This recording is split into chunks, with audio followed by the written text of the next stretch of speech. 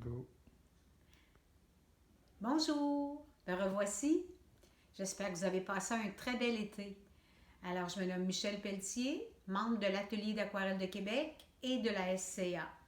Alors, je suis contente de revenir vous parler de mes petites capsules. Et pour celle-ci, j'aimerais vous parler d'un produit vraiment spécial.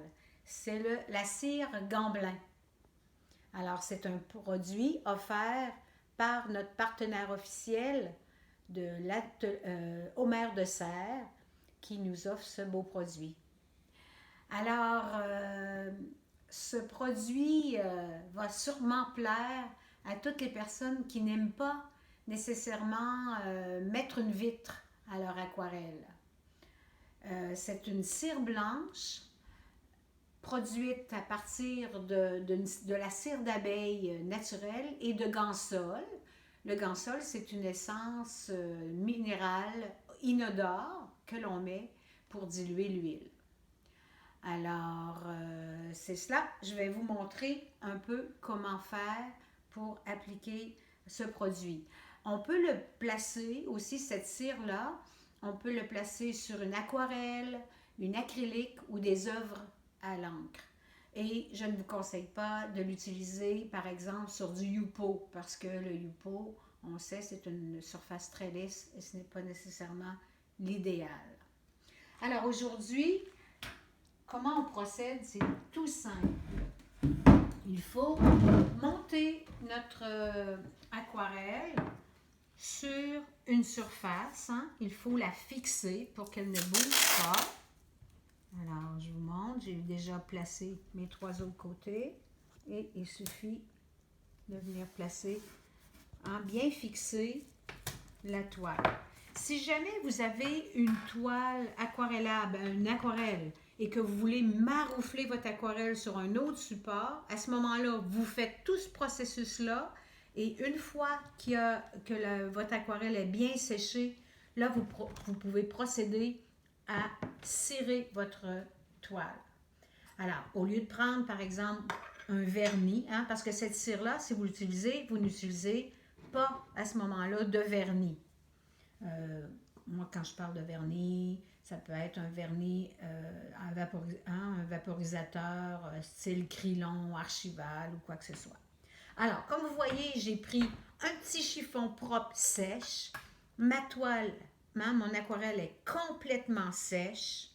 Et je prends une petite quantité de cire et je vais commencer à l'appliquer sur mon aquarelle par des gestes circulaires. À noter que sur cette petite aquarelle, j'ai des pigments métalliques. Alors, vous allez voir que ça ne bougera pas parce que tout est entièrement sec. Alors, je commence à faire des petits gestes comme ça, circulaires, tout bonnement, sans problème. Et je l'applique uniformément partout sur la toile. Donc, ainsi, bien, votre toile, elle est protégée. Vous n'avez pas besoin de mettre tout autre vernis. Et c'est ce qui fait la beauté de ce travail, assez simple d'ailleurs. Alors, à noter que j'avais appris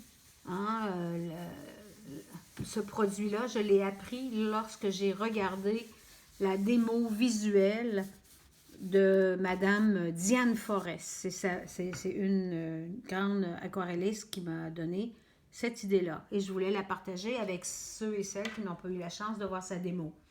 Alors, une fois que j'ai appliqué la cire, il faut que je la laisse sécher au moins 3 jours.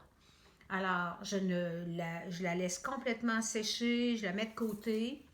Et ensuite, après 3 jours, je peux me permettre d'aller la polir. Alors, celle-ci, je l'ai cirée il y a 3 jours. Et avec un petit chiffon, comme j'ai fait pour appliquer ma cire, ici, je viens polir mon aquarelle. Et c'est le même principe. Je prends un chiffon sec, mon aquarelle est totalement sèche et je viens, avec des gestes circulaires, polir mon aquarelle. Et j'y vais assez fortement. Et, bon, c'est subtil quand même, là, l'effet. Mais j'imagine que sur une surface très foncée, ben ça donne un effet de lustré. Un effet lustré, un effet de vernis, qui est quand même subtil, mais joli. Je vais vous le montrer de plus près, là. Mais, chose certaine, on sait que notre toile, elle est protégée, même si vous ne mettez pas une vitre, que vous mettez seulement un cadre.